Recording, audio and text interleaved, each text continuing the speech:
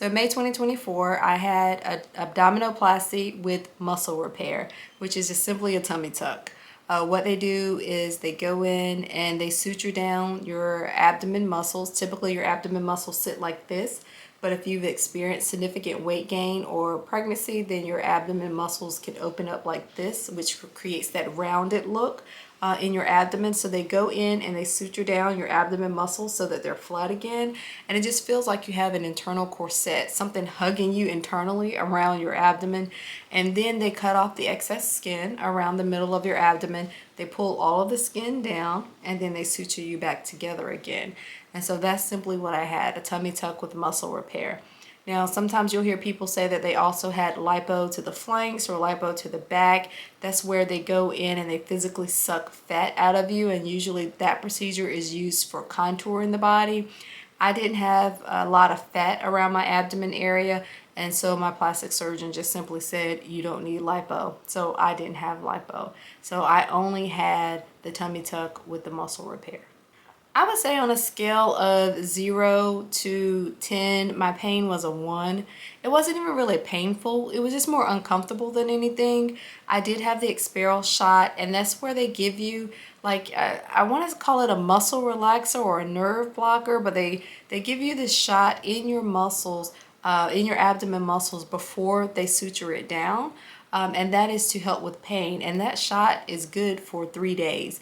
And then they sent me home with some very strong painkillers, and they tell you to stay ahead of the pain. And so every 4 hours I'm taking this pain medicine, and I did that for the first 4 days. And I didn't have any pain.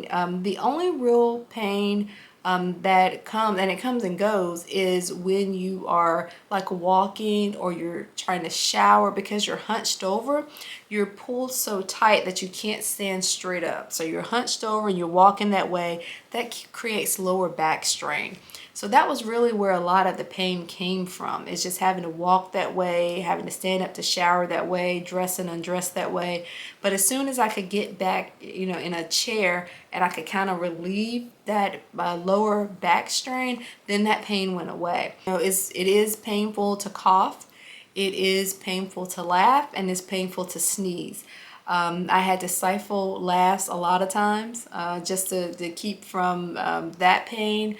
Cough drops have saved my life a couple of times in the middle of the night. I would feel that little tickle and I would pop a cough drop in and made that, that cough subside. Now with sneezing, I couldn't do that. I could never catch my sneezes. And so there was twice that I sneezed during like the first week, and oh my gosh, like I promise you I saw the pearly gates. And it was, but you get through it, right? You sneeze, and it's because everything is just so tight. Your muscles don't have a lot of room to give because they were just sutured down, and it was the most painful thing. But once you get through it, it lasts for a few seconds and then it goes away. You kind of move on. But beyond that, that ongoing type pain just never occurred. It was, again, just really uncomfortable. You have to sit, you have to kind of sit in a reclined position with your legs bent. They call it the beach chair position. I slept that way as well. I bought a wedge pillow set. I slept that way. I still sleep that way 5 weeks post-op. I started out on the sofa. About 3 weeks post-op, I moved to the bed, but I moved my wedge pillow set to the bed as well, and I still sleep that way. And so that, is really uncomfortable if you're not used to sleeping on your back, you're not used to sleep sitting up. That's uncomfortable. But beyond that, it just has not been painful. Every now and again, you'll feel muscle spasms. Again, it doesn't hurt. It's just like, ooh, what was that? Phantom baby kicks for the ladies that have been pregnant before. The feeling when the baby kicks, you will feel that. It will feel like a baby kicking. It will scare the mess out of you because you're like, oh my God, I know I'm not pregnant. But that's exactly what it feels like. So phantom baby kicks. Again, it doesn't hurt. It just throws you off guard. It's like, ooh, what was that? But yeah, just a relatively pain-free procedure, and I've just been really surprised about it. I did stop the pain meds 4 days post-op. I was just kind of over it. It was a narcotic. I was just kind of, over it, didn't want to take it anymore. So I substituted it with extra strength Tylenol for a couple of days. And then after I was done with the Tylenol after that, and the pain just never came. And so again, I was just really pleasantly surprised that I had a relatively pain-free procedure. Swelling is real. They call it swell hell for the first year. You will wake up flat in the morning and swollen by the afternoon. It typically happens based on what you eat and movement, but the swelling is very real. Now, again, they tell you you'll be swollen for about the first year. You don't know what your results are going to look like for the first year because you're super, super swollen all the time. And so I was prepared for the swelling around my abdomen. What I wasn't prepared for was the swelling in my thighs. My thighs were twice the size just a couple of days after surgery. Now, right before surgery, 2 days before surgery, I ran a half marathon. So I knew that I was in shape. I knew that my legs were strong. I knew that they were pretty thin. And a couple of days after surgery, I was walking around and my legs were waving and clapping at each other. And I'm like, what is going on? And they were just super swollen and filled with fluid. I couldn't even get some of my pants up around my thighs because my thighs had swollen just that much. And so I was surprised about that. They don't really talk about that a whole lot. They talk about the abdomen being swollen, but not other parts of your body. I did start drinking arnica tea about 3 weeks post-op, and within a couple of days, I noticed that my swelling had subsided. My lower abdomen was really, really hard before I started drinking that tea, and that hardness went away. Now it's still firm, it's still numb, but it's not hard anymore. And then my thighs, the swelling in my thighs went away.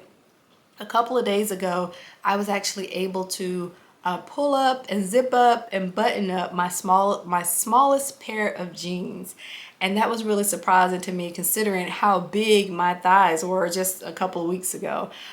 So that arnica tea, I drink it twice a day. It has really helped with my swelling. So anyone who asks, I always recommend get the arnica tea, drink it twice a day. It does help subside that really hard feeling that you have in your lower abdomen, and then any other swelling that you may have in your body.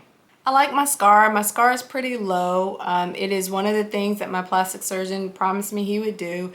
He took a look at where my C-section scars were, and he said, I'm going to get this scar just as low. And so he did just that. It does follow like the natural creases in my body. So it comes like around my thigh, and then it kind of goes down towards my lady area, and then it comes back up, and then it goes back around the other thigh. And so it really, like if you look at me from a distance, it just looks like somebody drew on me with a marker. It doesn't even look like a suture. You can't see the stitches. It's just really, really tight. The stitch is just really, really tight. It's really, really thin. And again, it kind of follows the natural creases in my body. And so I'm very happy with my scar. He did a great job. My plastic surgeon specializes in reconstructive breast surgery, and so he's a bit of an artist. And so when he promised me a low scar that would look good, I trusted him because of his background, and he certainly delivered. So I'm very happy with the scar. I'm not doing any type of belly button training. I do have a belly button. That was my only requirement. I haven't seen my belly button since I was a kid, and so when I went to my plastic surgeon, the only conversation we had about my belly button was that I wanted one.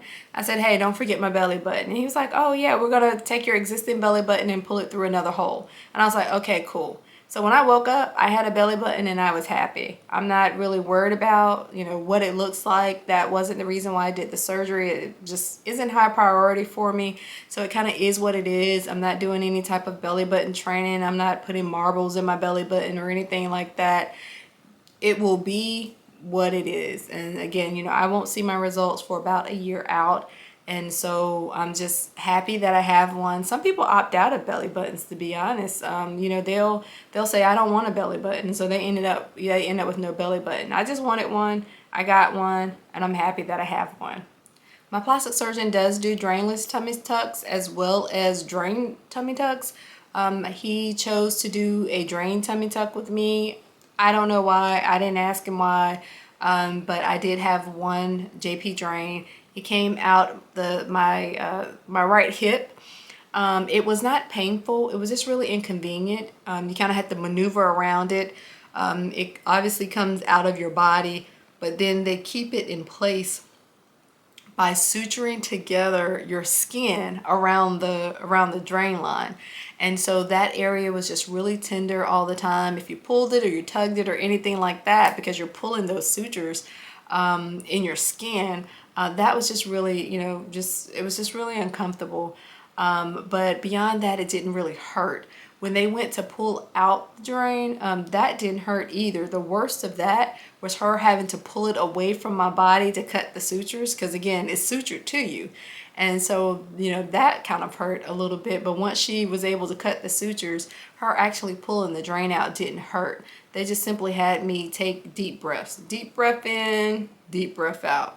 Deep breath in, deep breath out. And I did that for about 15 seconds and she pulled it out. I didn't look, but it wasn't painful. You didn't really feel anything. I mean, you could kind of feel the motion of her, pulling the drain, but beyond that, it just wasn't pain. There was no sensation related to it. And so I did have to have help when I showered because I had the drain. So I had a drain lanyard that I clipped it to.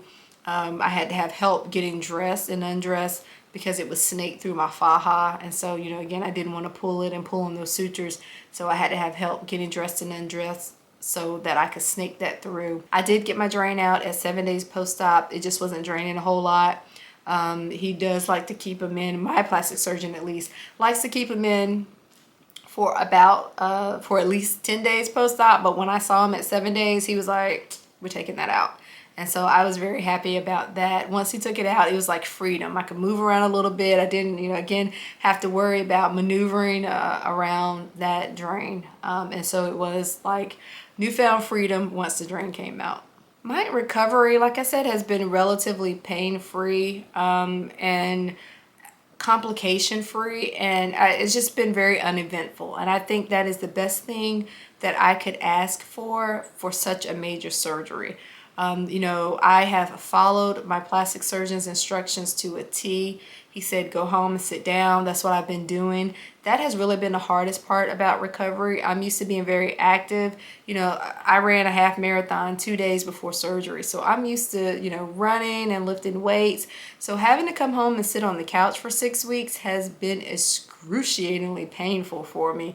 But that's what he told me to do. You just need to rest and recover. And I've done that. And again, I've at this point have been pain-free and complication-free.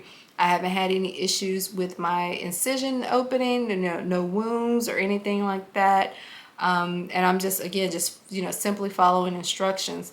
You'll hear, some people walking 5 miles a day on, third day post-op and doing dishes and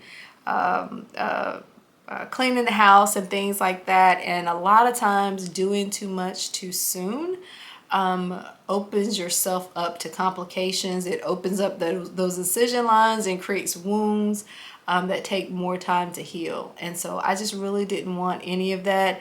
I'm like, if he said go home and sit on the couch for 6 weeks, that's what I'm going to do. I can always recover my fitness after that, but it just was not worth it to me to try to do more than I should have been doing during the 6 weeks. So my recovery thus far has just been uncomplicated. I am 5 weeks post-op tomorrow, and so I have about a week to go before I can be released to all activities, and I am certainly looking forward to doing that. Now I'm going to preface this by saying that I live in a high cost of living area. I wanted to stay local. I wanted to recover at home, so I didn't want to travel for surgery. I wanted a board certified, reputable surgeon who could not only get me the result that I want, but give me some reassurance that I was going to wake up off the table. I wanted to be able to reach my plastic surgeon in case there were complications after surgery and things like that. And I was just willing to pay a premium for all of that. And so my surgery came out to be about $12,500. About $7,500 of that was the surgeon's fee. About $2,500 of that was the anesthesiologist's fee. And then the rest of it was the surgical center cost. It was the faja that they sent me home in, and it was the Exparel shot. The Exparel shot is a shot that they shoot it directly into your muscle before they suture it down. It helps with pain. That was about $400. My surgical center doesn't mark that up, so they give it to you at cost. So it was about $400. So grand total, the cost was about $12,500. Now I know, people travel to have tummy tucks and other type of plastic surgeries. They travel out of state, they travel out of country, and they pay half the price. I just wasn't willing to do that. I was willing to pay a premium to stay local with a board certified plastic surgeon that I trusted, and to, have a great result. And I'm very happy that I did. Again, I had a relatively pain-free, complication-free procedure thus far. I love my results, and I was able to stay home and recover at home. And it's been a great experience from beginning to end. And it was just well worth the money that I paid. And so while I know I probably could have gotten it cheaper, it was just, I was willing to pay more for that peace of mind. And I'm glad that I did. Do I have any regrets? The only regret that I have is that I didn't think about when they pull down your abdomen skin to tighten you, to suture you down. They pull down everything. And so I probably should have had a breast lift when I had the tummy tuck. I was just focused on getting rid of that fat roll at the top of my belly button that I wasn't concentrating on anything else. And so when I came home and I put on my bra set up a little bit higher and the girl set a little lower, and I was like, well, what is going on? And then I stopped to think about it. He just pulled down everything, including the girls. And so, yeah, in hindsight, I wish I would have thought a little bit more about that and had a breast lift as well. Would I, have another surgery to have the breast lift? No. It's not something that bothers me enough to go back and have another procedure to do that. If it was a matter of pain, if something became painful later or it was a matter of function, then maybe I would consider it. But it just doesn't bother me enough to say that I'm gonna do that. Like I said, I didn't do the tummy tuck for aesthetics. I did it because of function, and I just adjusted my bras and carried on about my day. And so we're just gonna rock it out with that. Only regret is that I just didn't think about it ahead of time. But other than that, no regrets. I'm very happy with my results. I'm very happy with the surgeon that I chose. I'm glad that I just really did my research on the front end to choose a great surgeon. When you start doing research, you find out that there are layers to this plastic surgery world, and you can get yourself in a world of trouble by not really doing your research. And so I'm just really happy that I took the time to do my research, pick a great surgeon, and I ended up with a great result. If you have questions about the procedure or anything that I may have found out, doing my research for the procedure, leave them in the comments below. I have no problem answering questions related to the procedure. If it's something that I need to do a full video on, I will certainly do that. But yeah, I just encourage everyone, if you're interested in the procedure, learning more about the procedure, do your research. Don't go in looking at cost first. Don't go in looking at belly buttons first or scars first. Really consider what is the most important thing to you, and let that be your driver if this is something that you're considering doing in the future.